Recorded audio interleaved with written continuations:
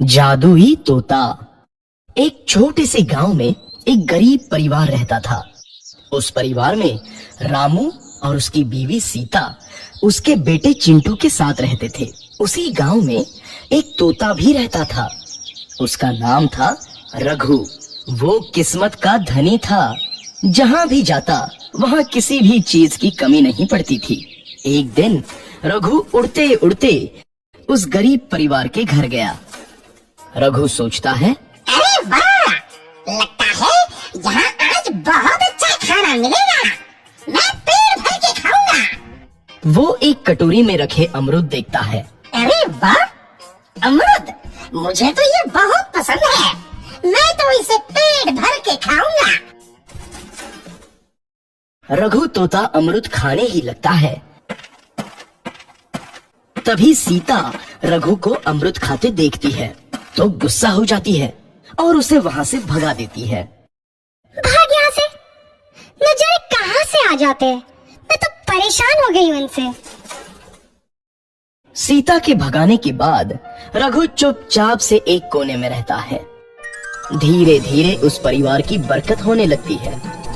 एक दिन रामू और सीता खाना खाते वक्त बातें करते हैं। आजकल हमारी बहुत तरक्की हो रही है, काम भी अच्छा चल रहा है। रामू कहता है। इस पर सीता कहती है, सच कहा, भगवान हमेशा ऐसे ही हम पर मेहरबान रहे। बेटा चिंटू भी कहता है, पिताजी, मुझे खिलौना लेके दो ना, मेरे सभी दोस्तों के पास है। रामू कहता है, ठीक है, जरूर लाऊंगा। सीता कहती है, कितने खुश है सब, मेरे परिवार को किसी की नजर ना लगे।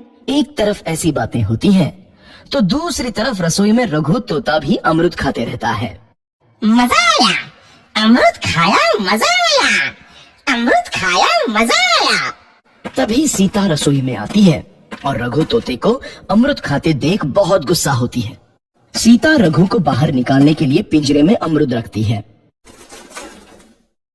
रघु जब अमरूद खाने लगता है तो पिंजरे का दरवाजा बंद हो जाता है और वो उसमें फंस जाता है।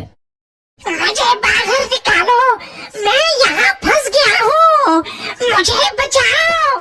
अगले दिन सीता पिंजरा उठाकर बाहर दूर उस रघु को छोड़ देती है। रघु के जाते ही उनके घर आई बरकत धीरे धीरे कम हो जाती है। उन्हें बहुत घाटा होता है। सीता कहती है, ये क्या हो रहा है, अचानक इतना कैसे बदल गया?